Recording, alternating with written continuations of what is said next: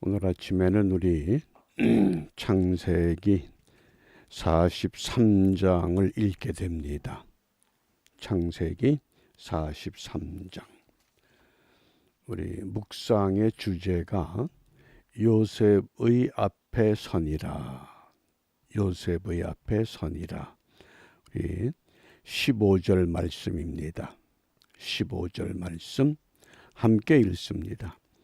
그 사람들이 그 예물을 취하고 갑절 돈을 자기들의 손에 가지고 베냐민을 데리고 애굽에 내려가서 요셉의 앞에 서니라. 아멘. 요셉을 우리가 구약의 예수, 작은 예수 이렇게 부릅니다. 왜냐하면 구약의 많은 인물들 가운데서 예수님과 가장 닮은 사람은 누구냐? 그러면 요셉을 선택합니다. 그 대표적인 이유가 예수님께서는 가룟 유다에게 은 30에 팔리셔서 십자가에 못 박혀 죽으시고 모든 사람들을 구원하는 길을 우리에게 열어 놓으셨습니다. 근데 요셉은 형들에게 은 20에 애굽에 팔려가서 온 세상이 기근으로 말미암아 죽을 수밖에 없는 그때에 요셉은 애굽의 총리 대신이 되었고, 총리 대신이 된 요셉이 굶어 죽을 수밖에 없는 그 모든 가족들, 야곱의 가족이 애굽으로 내려간 사람들이 70이다 그랬습니다. 그 모든 사람들을 기근에서 구원해 주었기 때문에 우리가 요셉을 구약의 예수 또는 작은 예수, 예수님과 가장 닮은 사람 이렇게 우리가 정의합니다. 그러므로 오늘 요셉의 앞에 섰다. 이 말씀은 달리 바꾸어 말하면 우리가 예수님 앞에 섰다 그런 뜻입니다. 마지막 심판 때가 되면 모든 사람들이 예수님의 심판대 앞에 서게 됩니다. 우리가 그것을 이 묵상의 주제라고 생각을 하고, 이 창세기가 크게 1장부터 11장, 이건 세상의 원 역사를 말씀을 했고 12장부터 마지막 50장은 족장의 역사입니다. 그 대표적인 족장이 아브라함과 이삭과 야곱입니다. 그러므로 이 아브라함과 이삭과 야곱의 이야기인데 요셉에 대한 이야기가 상당히 비중을 많이 차지합니다. 그러나 요셉의 이야기가 아니고 야곱의 이야기라고 하는, 그래서 37장에서 야곱의 족보로 시작을 해서 계속해서 이 요셉을 강조합니다. 그건 왜냐하면 아브라함의 언약이 구체적으로 요셉을 통해서 성취되는 과정을 우리에게 보여주기 때문에 그렇습니다. 그러면서 우리가 이 43장의 말씀을 읽을 때에 눈여겨볼 단어가 있습니다. 43장에 보면 야곱을 이스라엘이라고 부릅니다. 3번 반복합니다. 43장 6절과 또 8절과 11절에서 야곱이라고 하질 않고 이스라엘 이렇게 호칭합니다.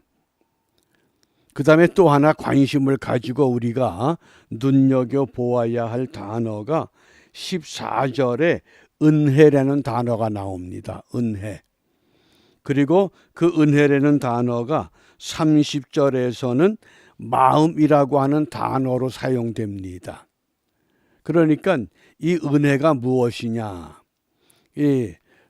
한 번 더 설명을 하겠습니다마는 이때 이 은혜라고 하는 것은 우리가 일반적인 하나님의 은혜, 그런 은혜가 아니고 이때에 사용된 은혜라는 단어의 원뜻은 죄를 용서함 받는 은혜를 말씀합니다. 우리가 이것을 정확히 기억을 해야 오늘 43장에서 요셉 앞에 서게 됐던 그 형제들, 마찬가지로 우리는 장차 주님의 심판대 앞에 모두 설 수밖에 없다고 하는 것과 연결이 될 수가 있습니다. 그러면 오늘 이 창세기 43장은 우리에게 어떤 시대를 말씀하고 있는가? 43장 1절에 보면 그 땅에 기근이 심하고, 하나님의 백성들이 거주하던 가나안 땅이지만은 그곳에도 기근이 심해서 먹을 것이 있는 애굽으로 양식을 사러 갈 수밖에 없는 그런 상황이었다고 하는 겁니다. 그러면 오늘 우리가 살고 있는 시대의 기근이 무엇인가요? 물론 경제적인 어려움이 있는 사람은 물질의 기근이라고 말할 겁니다. 또 육체의 약함이나 질고 때문에 고통받는 사람들은 이 질병이 기근이라고 말할 수 있습니다. 그러나 우리가 분명히 이 시대가 어떤 시대냐? 선지자 아모스는 아모스서 8장 11절입니다. 주 여호와께서 가라사대 보라 날이 이를지라 내가 기근을 땅에 보내리니. 하나님께서 이 땅에 기근을 보내시는데 오늘 이 야곱의 때는 식량이 없는 기근, 이것만을 말씀을 했지만은 오늘 선지자 아모스, 정의로운 선지자는 무엇을 기근이라고 말씀했느냐? 내가 기근을 땅에 보내리니 양식이 없어 주림이 아니요 물이 없어 갈함이 아니요 여호와의 말씀을 듣지 못한 기갈이다. 살아있는 하나님의 말씀을 듣기 어려운 시대다. 이렇게 오늘 기근의 때를 설명합니다. 그러면 오늘 이 기근의 시대에 우리가 어떻게 해야만 온전한 믿음의 길을 찾아갈 수 있겠는가? 오늘 이 야곱이 지난번에 야곱의 아들들이 애굽에서 구해온 식량이 다 이제 떨어졌습니다. 이제 다시 애굽에 가서 양식을 구해야 됩니다. 그런데 아들들이 움직이질 않습니다. 그 이유가 있습니다. 지난번에 양식을 구해서 올 때에 애굽의 총리 요셉이 분명하게 명했습니다. 너희들의 그 하나 있는 막내 베냐민을 데리고 와야 된다. 그런데 야곱에게 있어서 이 베냐민은 어떤 존재입니까? 이 베냐민은 이건 도저히 내놓기가 아까운 존재입니다. 그건 왜냐하면 야곱이 가장 사랑했던 라헬이 두 아들을 낳았는데 하나가 요셉이고 다른 하나가 베냐민입니다. 그런데 요셉은 이미 어떻게 됐는지 행방을 모릅니다. 그러니까 형제들이나 야곱은 요셉은 죽었을 것이다. 이렇게 생각하고 있는데 그 마지막 가장 눈에 넣어도 아프지 않을 것 같은 이 베냐민, 이 아들을 함께 양식을 구하기 위해서 보내야 됩니다. 그리고 시므온이라고 하는 이 아들은 지금 애굽에 볼모로 잡혀 있습니다. 그러니까 야곱이 이제 결단을 내릴 수밖에 없는 때가 왔습니다. 그 결단이 뭡니까? 11절에 보면 이게 야곱이 참 꾀가 많은 사람입니다.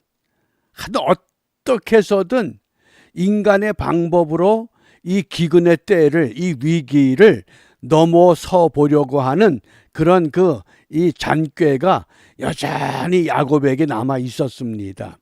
11절 말씀에 보면 그들의 아비 이스라엘이, 여기서 이스라엘로 부르죠. 야곱이라고 하질 않습니다. 잔꾀가 남아 있는 모습이지만은 이젠 야곱이 아니라 이스라엘. 왜 그렇습니까? 이스라엘은 장차 형성될 이스라엘 민족, 이스라엘 공동체, 영적 이스라엘, 이것을 상징하기 때문에 그렇습니다. 그들의 아비 이스라엘이 그들에게 이르되 그러할진대 이렇게 하라. 그리고는 너희는 이 땅의 아름다운 소산을 그릇에 담아 가지고 내려가서 그 사람에게, 누굽니까?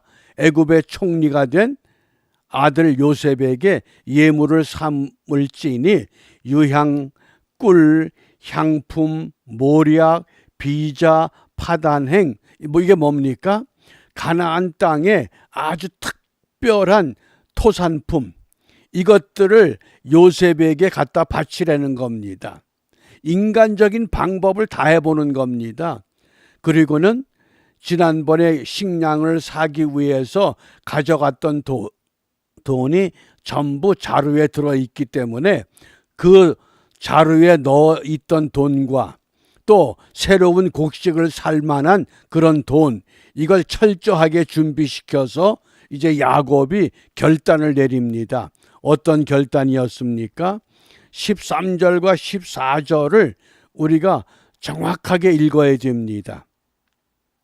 여기에 오늘 우리가 결단할 내용이 있기도 합니다. 내 아우도 데리고 떠나 다시 그 사람에게로 가라.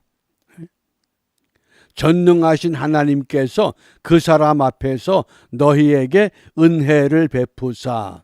이때 이 은혜라고 하는 단어가 굉장히 중요한 단어입니다. 우리가 일반적인 하나님의 은혜, 그때는 구약 성경에서 헨이라고 하는 단어를 쓰지만은 여기서 사용된 은혜는 라함이란 단어입니다. 이 라함이란 단어는 어떤 뜻이냐? 어머니의 자궁, 그런 뜻입니다. 그러니까 완전히 용서받을 수 있는 은혜를 말씀하는 겁니다. 너희에게 은혜를 베푸사. 이 은혜가 30절에서는 마음이라고 하는 단어로 같이 통용이 됩니다. 너희에게 은혜를 베푸사 그 사람으로 너희 다른 형제와 베냐민을 돌려보내게 하시기를 원하노라. 그리고 그 다음에 결단이 뭡니까? 내가 자식을 잃게 되면 이르리로다. 가장 사랑하는 아들 베냐민, 내가 이것도 포기하겠다. 뭐 때문에? 하나님의 은혜를 갈망하면서. 먹을 것 때문에 문제가 아니라 오늘 이 시대에 우리에게 문제가 뭡니까? 정말 생명 있는 하나님의 말씀, 그것이 내게 있는가 하는 하나님의 음성을 우리가 들어야 됩니다. 그렇기 때문에 우리가 그러면 무엇을 기도해야 됩니까? 에스겔 18장 30절에 너희는 돌이켜 회개하고 모든 죄에서 떠날지어다. 그리한즉 죄악이 너희를 패망케 아니하리라. 야곱이 이스라엘이라고 하는 이름을 가졌지만은 여전히 야곱의 모습을 버리지를 못합니다. 육신적으로 가장 사랑하는 이제 이 베냐민, 내가 이름은 잃어버리겠다. 이 소중한 것을 포기하는 겁니다. 그게 회개입니다.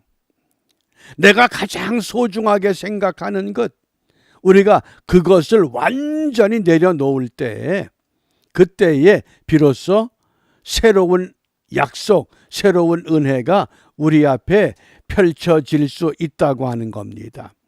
그러면 우리가 오늘 무엇을 기도하느냐? 사죄를 확인하는 회개자의 삶을 위해서 기도해야 됩니다. 죄 용서하고 받는 그것이 아니라 참된 회개자의 삶이 회복되기 위해서. 그 탈무드에 보면 어느 유명한 랍비가 여행을 떠나면서 오랫동안 제자들과 떨어져 있기 까닭에 한날은 제자들에게 편지를 보냈다고 합니다. 그런데 편지의 내용이 참 이해하기 어렵습니다. 사람, 사람, 사람, 사람, 사람. 사람이란 단어를 5번을 반복해서 사람, 사람, 사람, 사람, 사람 이렇게 보냈다고 합니다. 제자들이 스승의 편지를 손에 들고 도대체 이게 무슨 뜻이냐? 우리 스승께서 우리에게 무엇을 말씀하려고 하느냐? 아무리 궁리를 해도 내용을 알지를 못합니다. 그래서 이 제자들이 우리 스승님을 찾아가자. 그리고는 그 여행 중에 있는 그 랍비를 찾아갔습니다. 그리고는 선생님께서 우리에게 편지를 보내주셨는데 이 사람 이게 도대체 무슨 뜻입니까? 그러자 그 랍비가 제자들에게 이렇게 설명합니다. 사람이라고 다 사람이냐? 사람다운 사람이라야 사람이지. 무슨 내용입니까? 무슨 교훈입니까? 우리가 예수 믿고 구원받았다고 우리의 구원이 완성된 것이 아니라 구원받은 자의 온전한 삶을 고백하지 못하면 우리는 온전한 믿음이 아니라고 하는 겁니다. 그 마태복음 5장에 보면 너희는 세상의 소금, 너희는 세상의 빛 그랬잖아요. 그런데 우리 한글 성경에서는 똑같은 세상이란 단어를 사용했지만은 헬라어 성경을 보면 세상이란 단어가 다릅니다. 너희는 세상의 소금, 그때 세상은 뭐냐? 개라는 단어를 써서 너희는 땅의 소금이다 그랬습니다. 땅의 소금, 이 땅의 소금. 그 다음에 너희는 세상의 빛, 그럴 때 그때 세상은 코스모스라고 하는 세상입니다. 그 의미가 다릅니다. 우리가 이것을 염두에 두시고 오늘도 우리가 이 땅에 하나님이 건강을 주시고 생명을 주셔서 또 한날의 삶을 시작하게 하셨습니다. 왜 우리의 삶을 새롭게 시작하게 하시는가? 오늘 야곱이 가장 소중한 것, 내가 베냐민을 잃으면 잃어버리겠다. 가장 소중한 것까지 다 내려놨기 때문에 새로운 은혜가 펼쳐져서 결국은 예수님의 모형과 같은 요셉 앞에 모두가 일어서게 됩니다. 우리가 오늘도 이러한 말씀을 우리 마음에 담고 오늘 이 하루가 정말 예수 믿고 구원받은 거기에 멈춘 것이 아니라 구원받은 자의 온전한 삶, 내가 아끼고 아끼는 것, 그것까지 포기할 수 있는 그런 회개가 이루어져서 우리가 용서받았음을 확인하는 십자가로 더 앞에 가까이 나아가는 은혜의 하루가 이루어질 수 있기를 바랍니다. 기도하겠습니다. 예수 앞에 나와서 은총을 받으면 마음에 기쁨 넘쳐서 감사하며 살 수 있다고 우리가 입을 모아 찬송했습니다. 오늘도 저희들에게 또 하루를 허락하신 것, 어제와 같은 반복되는 삶이 아니라 내게 가장 소중하다고 생각했던 것, 그것마저 하나님 앞에 내려놓고 구원받은 하나님의 사람의 복된 삶을 우리에게 허락하신 줄 믿사오니 비옵기는 아직도 내려놓지 못한 것 온전히 내려놓을 수 있는 회개의 기도가 고백되게 하시고 이러한 기도를 통해서 오늘도 이전보다 주님 사랑하며 이전보다 주님과 더 가까워져서 영생복락 멸류관 확실히 받을 수 있는 거룩한 성도의 삶이 고백되는 은혜의 하루가 되도록 인도하여 주시옵소서. 예수님 이름으로 기도합니다. 아멘.